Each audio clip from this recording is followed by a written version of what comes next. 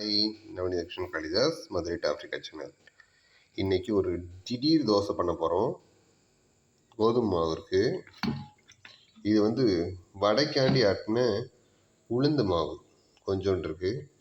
கொஞ்சம் ரவையை ஊற வச்சுருக்கேன், அவ்வளோதான். இது என்னென்னு பார்க்காதீங்க.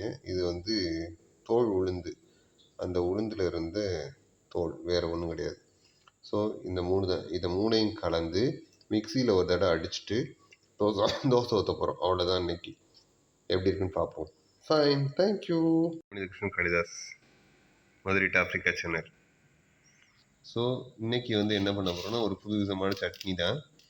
ஸோ இது வந்து சென்னா டால், பக்கத்தில் எள்ளு, எல்லாமே ரெண்டுமே வறுத்தது தனித்தனியாக, பச்சை மிளகா, வெள்ளைப்பூடு, தேங்காய், இஞ்சி, வேணும்னா கருவேப்பிலை வச்சுக்கலாம். நம்மகிட்ட இப்போ கருவேப்பிலை இல்லை, அதனால் வைக்கல. இதெல்லாம் போட்டு அரைக்க போகிறோம். அரைச்சிட்டு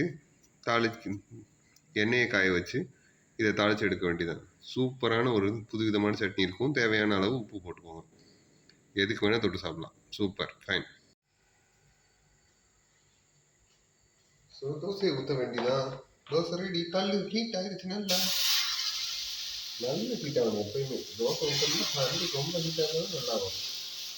ஸோ ஃபஸ்ட்டு தோசை கொஞ்சம் கஷ்டமாக தான் இருக்கும், அடுத்தடுத்து ஊற்றும் போது நல்லா வந்துடும். So don't worry about it.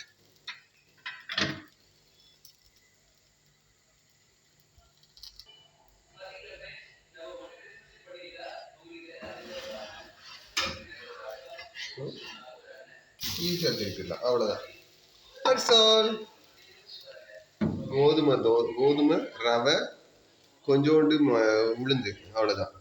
கோதுமை தோசை ரெடி ஆயிடுச்சு. இங்கே எள்ளு, தேங்காய், பச்சை மிளகா இதெல்லாம் கலந்த ஒரு chutney ready. Fine. Dosa ready, dosa chutney ready. Enjoy பண்ணலாம். வாங்க வாங்க வாங்க.